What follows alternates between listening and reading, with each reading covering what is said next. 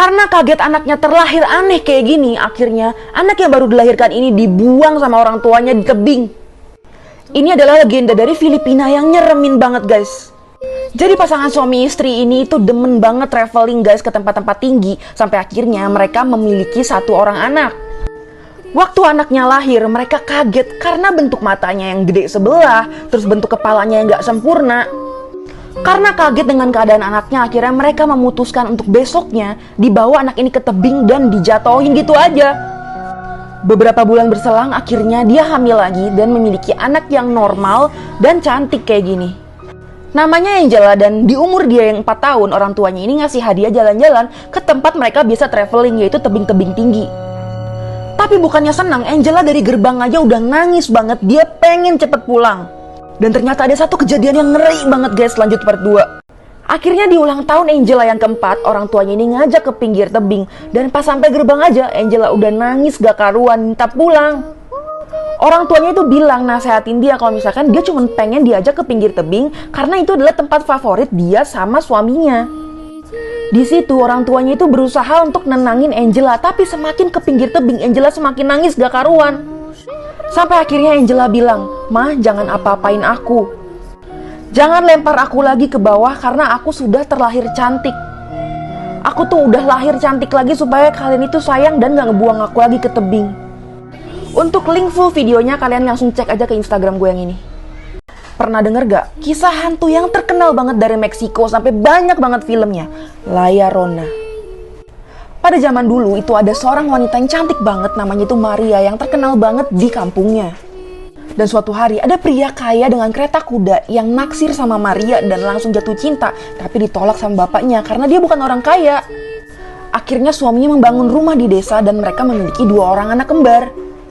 Suaminya ini sering banget pergi, tapi setiap balik itu selalu membawa hadiah dan lain-lain. Makin lama makin gak bawa apa-apa. Bahkan suatu hari suaminya gak pulang lagi ke rumah. Maria di sini sedih banget, dan beberapa tahun kemudian saat dia jalan di pinggir sungai sama anaknya, dia ngeliat kereta kuda yang sama, yaitu suaminya dan istri baru. Maria di situ sadar dia udah ditinggalin karena lebih cantik, lebih kaya. Dia ditinggal gitu aja, dia bener-bener sakit hati. Dan abis ini dia ngelakuin suatu hal yang bikin dia nyesel seumur hidup dan serem banget guys, lanjut part 2. Karena Maria marah banget ngelihat suaminya itu dengan wanita muda lainnya dan ditinggal. Dari yang tadinya sedih sampai akhirnya dia marah guys. Dia ngelihat kedua anaknya yang ada di pinggir sungai dan langsung ngambil kerah anaknya dan akhirnya diceburin ke sungai dekat situ. Tapi beberapa menit kemudian dia sadar dia ngelakuin suatu hal yang salah. Dan akhirnya dia memutuskan untuk menceburkan dirinya juga ke sungai dengan harapan dia akan ketemu anaknya di dunia lain nanti. Tapi enggak, dia udah ngelakuin 2 dosa yang fatal. Akhirnya arwah dia bergentayangan di dunia. Mulai dari situ masyarakat di pinggir sungai itu selalu ngedengar suara tangisan wanita. Dan kalau dengar suara tangisan, mereka harus hati-hati. Karena itu adalah La Llorona, wanita yang menangis. Yang harus hati-hati di sini adalah anak kecil. Kenapa? Karena dia suka salah menganggap kalau misalkan itu adalah anaknya. Dan kalau bukan, kalian langsung akan diceburin ke sungai. Full videonya langsung di IG gua. Kalian pernah dengar gak kisah hantu yang terkenal kejam banget asal Jepang, Kuchisake Onna? Jadi kabarnya 1000-an tahun lalu di periode Heian di Jepang, itu ada seorang samurai yang menikah dengan seorang yang cantik banget. Karena dia sadar dia itu cantik banget, setiap keliling desa dia selalu nanya ke orang-orang, "Aku cantik gak?" Suami itu benar-benar gak suka dia kayak gitu. Bahkan pas ketahuan selingkuh, dia ngelakuin sesuatu yang jahat. Dia menyayat muka istrinya dari ujung sini ke sini sampai robek semua. Suaminya bilang, "Sekarang siapa yang bakal ngira lu cantik lagi?" Dan akhirnya dia meninggal dengan arwah penuh dendam. Dan kalau kalian ketemu dia akan nanya suatu hal yang kalau kalian salah jawab, hidup kalian akan dalam bahaya. Mau tahu nggak pertanyaannya apa dan cara kalian harus jawabnya gimana? Lanjut part 2. Karena dia meninggal dengan penuh dendam dan amarah, akhirnya arwahnya nggak tenang. Di tahun 1970-an itu banyak banget laporan orang yang ngelihat Kuchisake Onna sampai ditaruh polisi di beberapa tempat. Bahkan dibuat aturan anak sekolah itu harus pulang berdua-berdua, nggak boleh sendiri. Dan kalau sendirian, ini nih akibatnya. Dia akan datengin kalian dengan menggunakan masker. Dan dia bakalan nanya, "Aku cantik gak?" Semuanya tergantung jawaban kalian. Kalau kalian jawab enggak, kalian langsung akan kehilangan nyawa. Tapi kalau kalian jawab iya, dia akan membuka maskernya dan menunjukkan wajah dia yang robek. Dan kalian tetap akan berakhir kehilangan nyawa. Ini dia triknya. Kalau kalian jawab lumayan, tergantung, dia akan bingung. Dan pas bingung, itu adalah kesempatan kalian untuk lari. Full videonya ada di Instagram gue yang ini ya. Kalau kalian nemu kaca ini, jangan ngaca lama-lama kayak cewek ini. Serem banget guys. Kaca ini letaknya ada di salah satu rumah paling angker di Amerika, yaitu Myrtle's Plantation. Kabarnya dulu rumah ini dimiliki oleh Sarah dan Clark Woodruff, dan mereka memiliki salah satu budak yang namanya Chloe. Karena kesal diperlakukan semena-mena, akhirnya si Chloe ini membuat kue yang akhirnya dimasukkan oleh tanaman oleander yang sangat beracun. Dan kue itu dimakan oleh dua anak dan Sarah juga. Dan kabarnya arwah dua anaknya dan Sarah itu terperangkap di dalam cermin ini.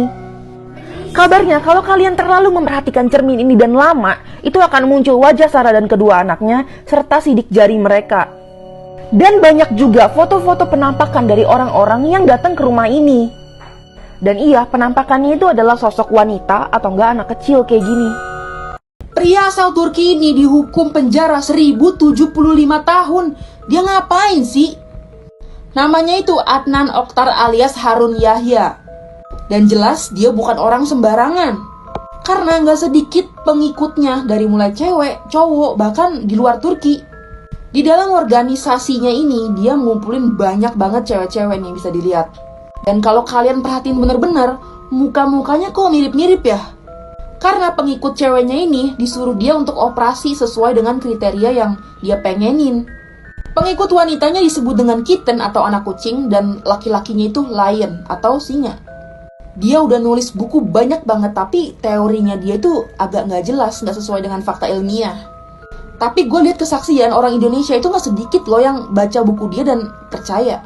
Kalau di list banyak banget kejahatan yang dia lakuin, mulai dari eksploitasi, perampasan hak, penipuan, makanya 1075 tahun. Sketsa muka salah satu pria yang paling dicari di seluruh dunia. Ayo kalian pernah lihat gak? Kabarnya dia hilang setelah meloncat dari sebuah pesawat.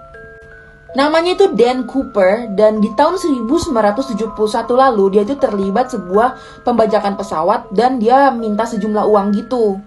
Dan setelah dia mendapatkan uangnya, akhirnya dia meloncat dari sebuah pesawat Boeing 727. Jadi dari buritan belakang pesawat gitu, dulu masih bisa dibuka.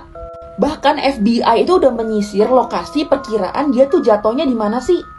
Gak ketemu sama sekali.